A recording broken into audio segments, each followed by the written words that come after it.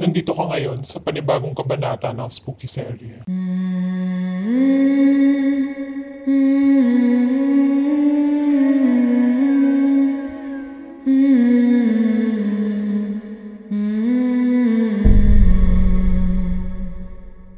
Kung meron kayong mga kwentong gustong i-share, pwede nyo i-post sa aking Facebook group. Ang link ay nasa TikTok bio ko or nasa description box, depende kung saan kayo nanonood. Happy weekend, everybody! Hello, hello, hello! It's the weekend again kung saan magkukwentuhan tayo ng katatakutan. Ano ba yung una nating kwento? Huwag na tayo magpatumpik-tumpik pa. Ang dami pang chismis eh. Ang kwento natin ngayon ay galing po sa anonymous member. Hi, I am a private school teacher in the same school where I studied at when I was in junior high. High school pa lang ako, may mga naririnig na akong mga sabi-sabi na mga ghost encounters nila sa school.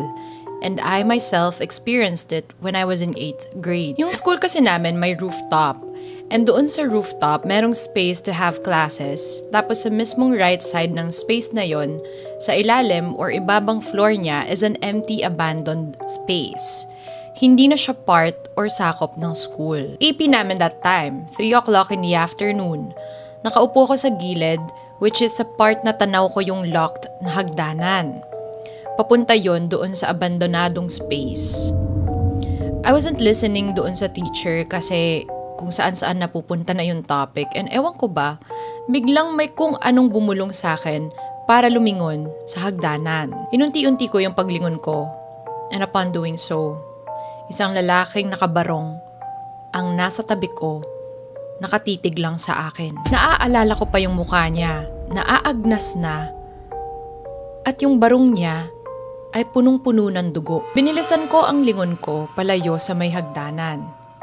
Siguro, iniisip ko na lang sa sarili ko that time, hindi yun totoo. Napakalamig ng pawis ko nun at natutuliro na lang ako. I didn't dare share my experience to anyone kasi nabubuli kasi ako nun. And alam ko, they'll just make fun of me even more kung nagkwento pa ako. Hanggang sa unti-unti ko na lang itong nakalimutan. Fast forward, nag-moving up na kami. Lumipat ako ng school for SHS. And in college, tapos nag-apply ako bilang MAPE teacher in the same school. My first few months, okay naman, walang encounters. Pero nung second year na ako, yung trauma ko nung high school ako, bumalik. Saturday, grade 12 students are at the school for their pictorial and as usual, yung mga teachers required pumasok. Meron akong pinagawa sa mga grade 12 students that week. And nag-request sila na Saturday na lang ang deadline. Umuo naman ako. Nasa faculty kami that time, kasama ko yung isa kong co-teacher. Nagla-lunch lang kami. I saw a boy na bilog ang muka na may pagkamoreno na sumilip sa may bintana. Tumayo agad ako and sabi ko, ano yun? Magpapasa ka ba? Walang sumagot so lumabas ako para i-check kasi baka nahihiya lang magsalita. Upon checking the hallway, walang kahit ni isang tao. And kung i-check ko yung exit points sa hallway na yon, kahit pa tumakbo yun ng mabilis, mas mauuna pa rin akong makakalabas ng faculty room kesa makalabas o makaalis siya ng hallway. Nagpanik ako and sinabi ko sa kasama kong teacher na biglang nawala yung boy na nakita ko. Bilang matatakutin, nagtingin kami para i-check baka nga talagang mabilis lang siyang tumakbo. Nagtanong-tanong kami sa mga estudyante na nasa kabilang hallway kung may pumasok o dumaan ba papunta sa amin. Ngunit, wala naman daw silang napansin. Natakot na kami ng co-teacher ko.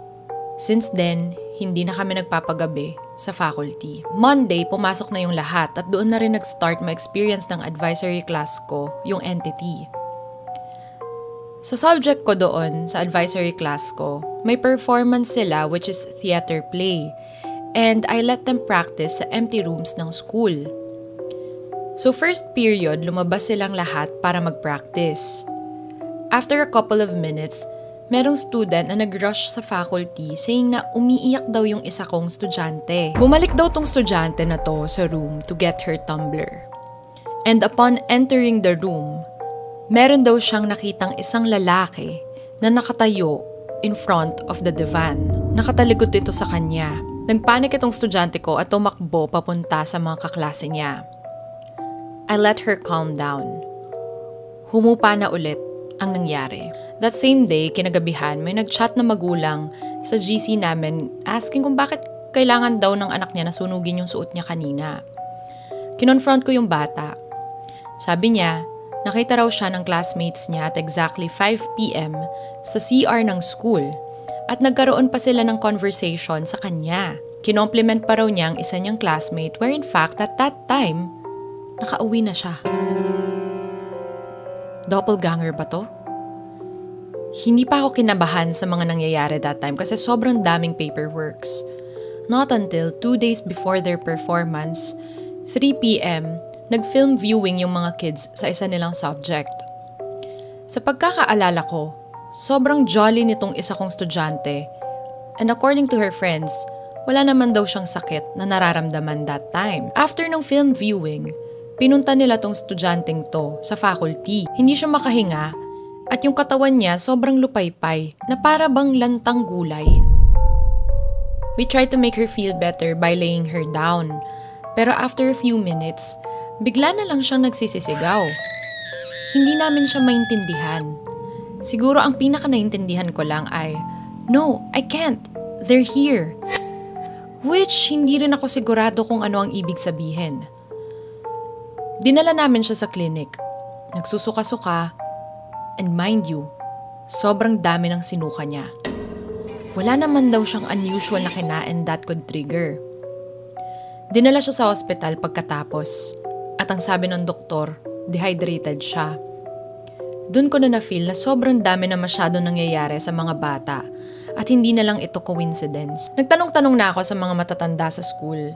At oo, may isang bata raw talaga na naglalagi doon sa room namin. Tinanong nila ako kung ano daw bang ginawa namin doon sa room na pwedeng makatrigger doon sa entity na yon.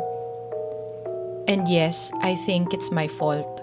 Kasi the day before ko makita yung boy na yon sa faculty, nagkalat ako sa room kasi hindi naglinis yung mga bata. Yun yung way ko para madisiplina ang mga bata sa responsibilidad nilang maglinis ng room. I think yun talaga ang nakatrigger sa entity na yon. After ng performance, lahat kami nag-offer ng prayer para sa batang lalaki na nagpapakita. Nagsaboy rin kami ng asin na may bigas. Honestly, hindi ko rin alam kung bakit pero sinunod ko na lang ang payo ng mga matatanda.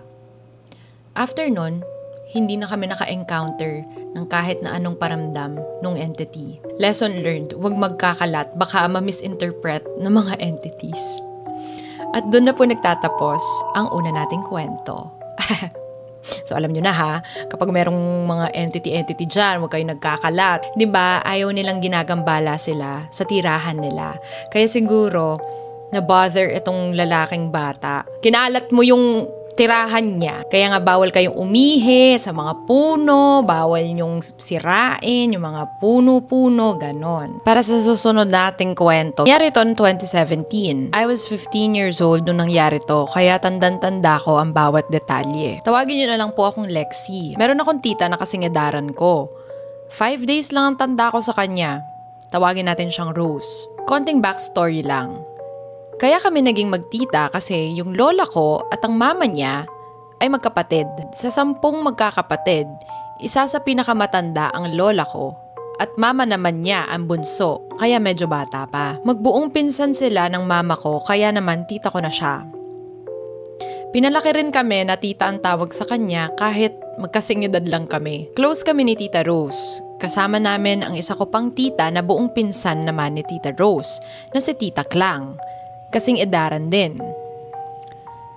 Madalas kaming magkasama since magkaedad lang kami, magkakabatch din kami kaya sabay-sabay din kaming nangarap. Isang gabi, after ng church namin ng Thursday, nag-usap kaming tatlo sa isang gilid malapit sa church tungkol sa college.